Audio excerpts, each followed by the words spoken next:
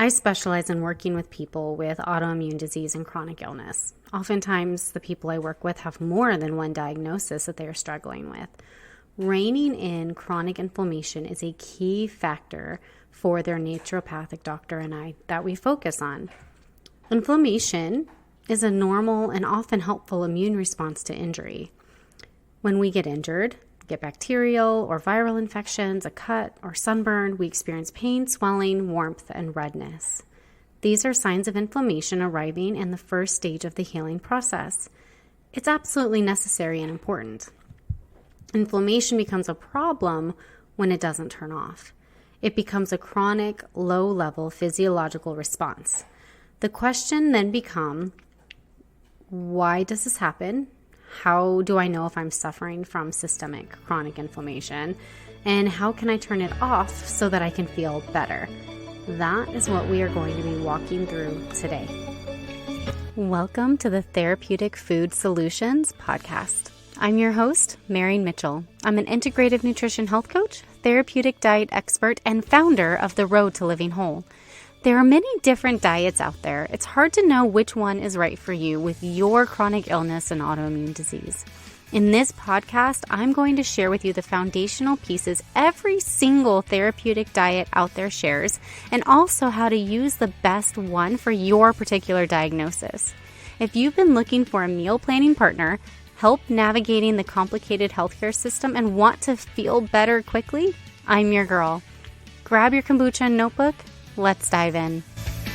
Chronic inflammation is a symptom of something not going right in the body.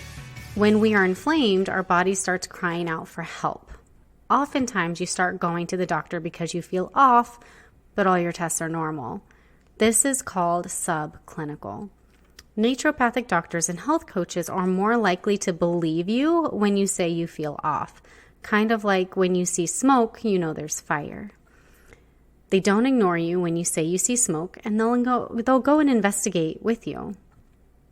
Symptoms of chronic inflammation include allergies, including food, environmental, and other, bloating and gas, heartburn and GERD, constipation and or diarrhea, joint pain, arthritis, carpal tunnel syndrome, heart palpitations, autoimmune disease, and there are over 80 of them, chronic fatigue, brain fog, fibromyalgia, skin rashes, asthma, eczema, neuropathy, slow healing and recovering from intense exercise injury and or surgery, adrenal fatigue, hormone imbalances, and more.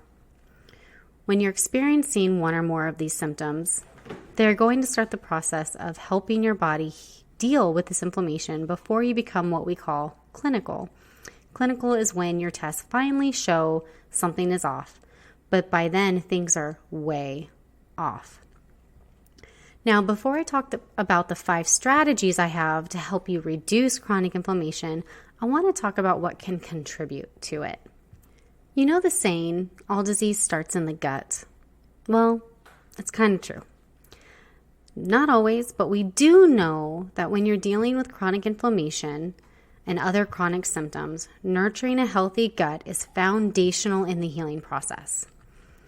Factors that can play a role in igniting and then fanning the flame of chronic inflammation include the food we eat, medications we take, environmental toxins, pathogens like viruses, bacteria, and parasites, the amount of daily movement we get, our stress level, and even our quality of sleep. This all plays a role in the integrity of the intestine lining and the balance of bacteria in there. And when our gut is off, then it can contribute to chronic inflammation. It can even be the root cause of chronic inflammation, not always, but we do know that it plays a vital role, right? Keep that in mind as we're working through the contributing factors. And the foods we eat. Consuming high amounts of pro-inflammatory foods will irritate the intestinal lining. The longer this irritation occurs, the more likely you are to experience increased intestinal permeability, also known as leaky gut. And you kind of have to think of the intestine like a cheesecloth. Once it's irritated, the lining starts to get holes punctured in it, right? And normally when you squeeze something through cheesecloth, the only thing that gets through is liquid. When you start having holes in there, then particles of food start going through. Now, like 70% of our immune system is in the gut, because technically the gut from mouth to bowel is considered the outside of the body. So the body has to protect itself from the outside, right? And so when these particles start getting into the bloodstream, the immune system goes into overdrive. And chronic inflammation is just one of those side effects. Pro-inflammatory foods include things like wheat, which contain high amounts of zonulin, which breaks down the intestinal barrier and punctures holes in it, right? Vegetable oils, including soy, corn, safflower, canola, grapeseed. Trans fats, highly processed foods, pretty much like anything with a barcode. Food sensitivities, this can be any food.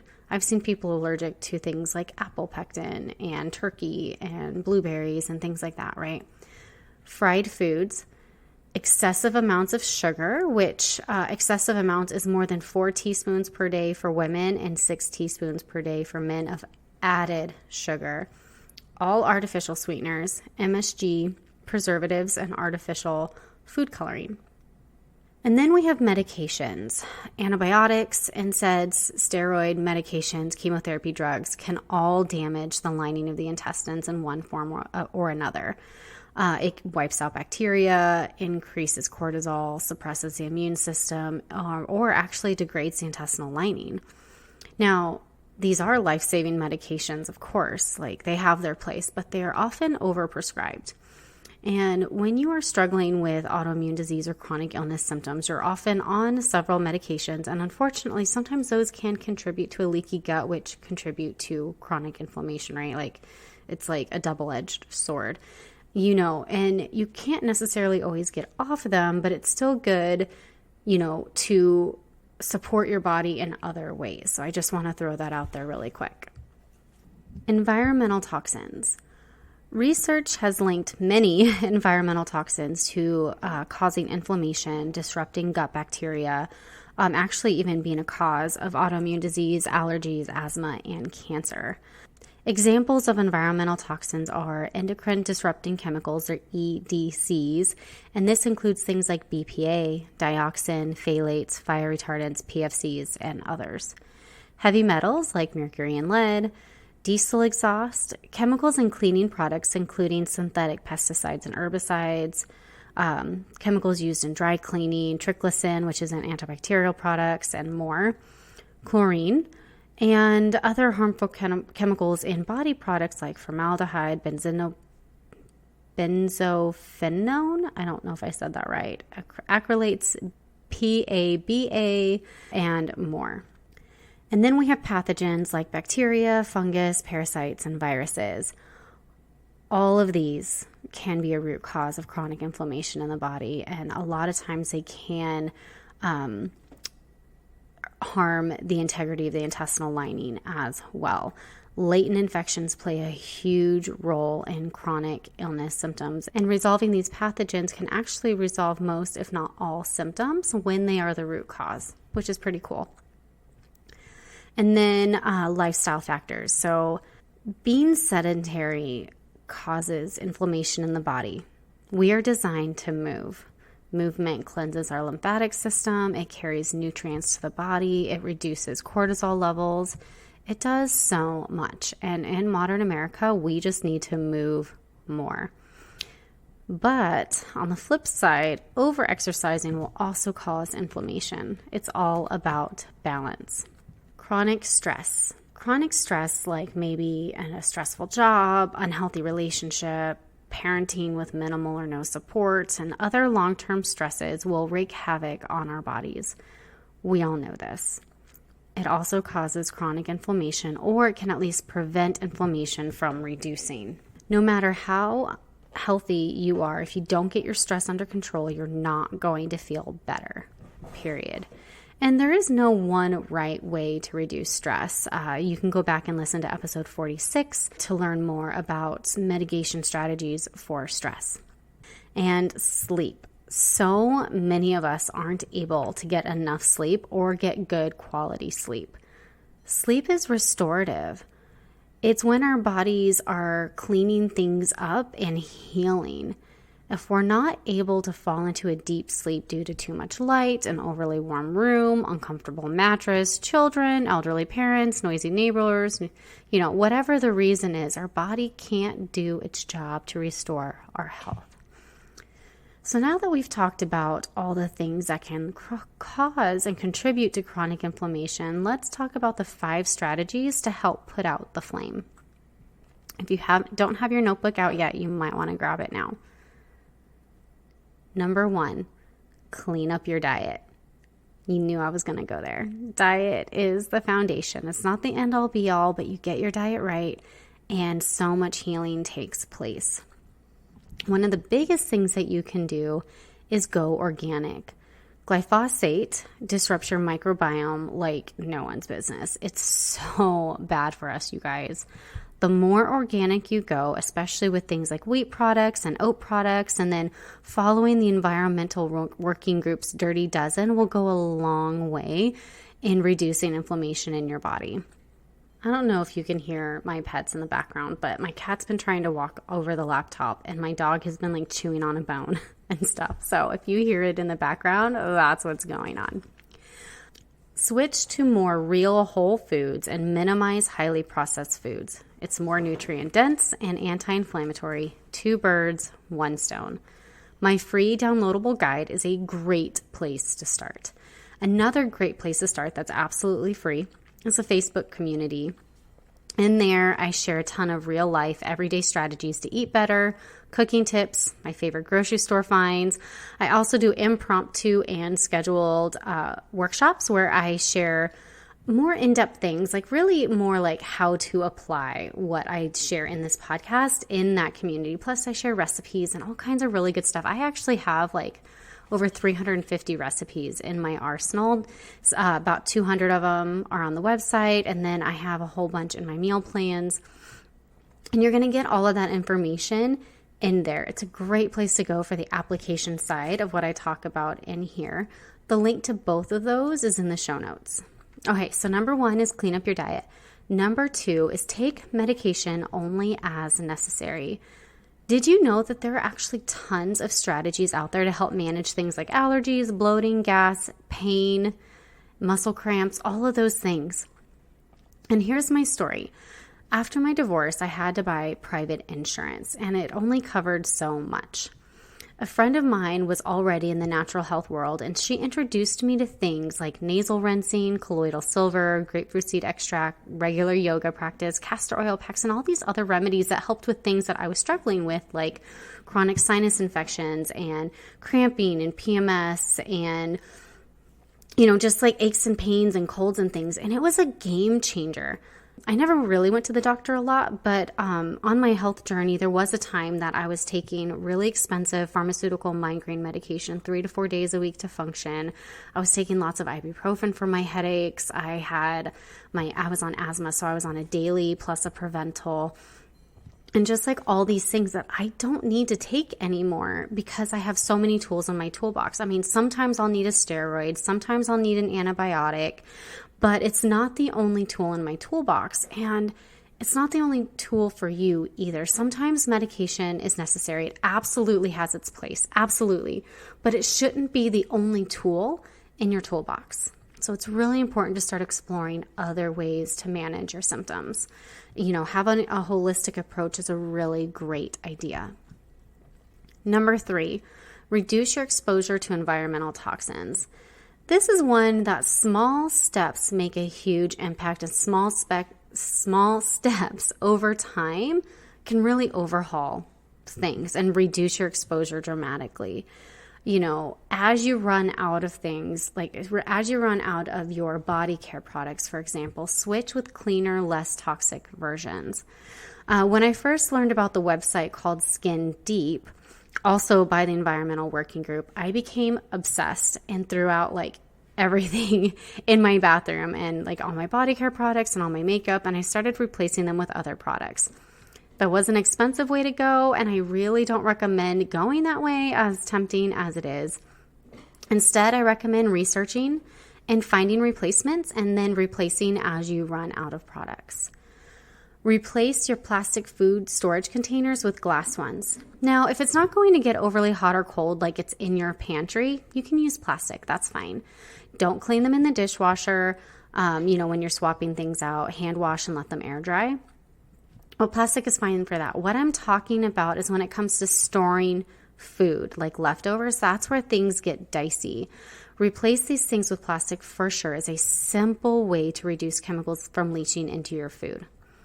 Another simple way to reduce environmental toxins is to open up your windows daily, even in the middle of summer and dead of winter. Indoor air is usually much dirtier and unhealthy than outdoor air. Opening your windows cleans your indoor air, and it's absolutely free. And then my last tip for this section is to dust regularly. Phthalates, mold, and other chemicals love to hang out on dust for some reason. So dusting weekly is a must in my book. I do have asthma. It is well controlled at this time in my life, but dust aggravates it dramatically. And I'm very sensitive to mold. So dusting is like one of those things that's like a must do on my list. I dust at least once a week. And here in Phoenix, like you could dust on Monday and by Saturday, it looks like you did nothing. So I dust a lot around here. All right, number 4, move your body for at least a bare minimum of 30 minutes daily. Movement is lubrication to the joints. Even though you might be in pain or absolutely exhausted, moving your body is a must. It will actually reduce your pain levels and increase your energy. You don't have to go hard to get the benefits either. Movement also is how the lymphatic system is able to flush out toxins and excess fluid from the body and help it work more effectively. Movement is vital. You can do things like go for 3 10-minute walks. It does not have to be fast. It could be Tai Chi. It could be even like chair workouts. If you're in a lot of pain and you can't stand or walk for a long time, there's workouts on YouTube on how to work out and move your body from a chair. Highly, highly recommend. You don't have to go hard to get benefits, but you do need to do it, and you need to do it consistently. Last but not least, one of the 5 strategies to effectively reduce chronic inflammation in the body is to make sleep a priority. I understand that this isn't always easy. It's only been recently that I've been consistently sleeping through the night and able to get 7 to 8 hours of sleep per night. I don't know if you've been following my adrenal fatigue journey, but there was a time for about a year and a half, 2 years that I could not sleep through the night. I would fall asleep. I'd wake up at 1 or 2 in the morning, sometimes 3, and just could not fall back to sleep because of everything just going on. And so I get it. I also have friends that have young kids, and young kids just don't sleep. I remember being so exhausted that I would just sit in my car and bawl my eyes out because I was just so tired. And I know that those are not the only reasons. Sometimes it's pain and, aches and stress and all these things, right? But it's important that we start working on it. We need 7 to 9 hours of sleep per night so that the body can clean the brain, it can clean the cells, it can clean up all our dead hormones, it can clean all this up, it can heal injury. That's why we sleep so much when we're sick, because our body needs to focus on healing versus keeping you alive and functioning. Sleep is important and it needs to be consistent. We need to go to bed and wake up at the same time every single day. There is a 30-minute wiggle room in there on either side, but pretty much need to be very consistent. 7 days a week, 365 days a year. I know. We need a dark, cool room. Think like a cave. We need sunshine in the morning and a dimmed house in the evening for our melatonin production.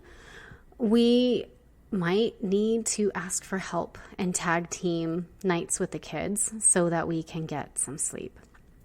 It's worth the effort to start getting enough sleep consistently. And those are the 5 strategies to effectively reduce chronic inflammation. Quick review: inflammation is a normal and helpful immune response to injury in the body. Chronic inflammation is harmful to the body and can lead to a variety of seemingly unrelated symptoms. Things that can lead to chronic inflammation are a poor diet full of highly processed, low in nutrient foods, environmental toxins, pathogens, lack of physical activity, chronic stress, and a chronic lack of sufficient sleep.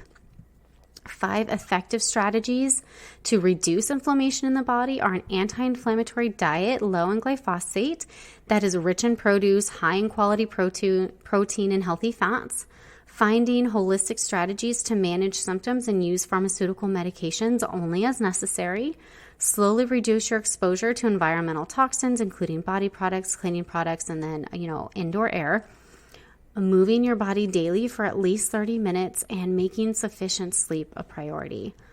One last thing before I let you go. It takes time for inflammation to resolve. Please be patient with your body and thank it for how it's always trying to keep you alive and functioning. I know that feeling awful is frustrating and we want to feel better as quickly as possible, but hating your body will not help you heal. In fact, it'll slow it down. Thank you so much for hanging out with me today. If you found this episode helpful, would you do me a favor and help others find it by leaving a review, sharing a screenshot on social media, or sharing the link with a friend?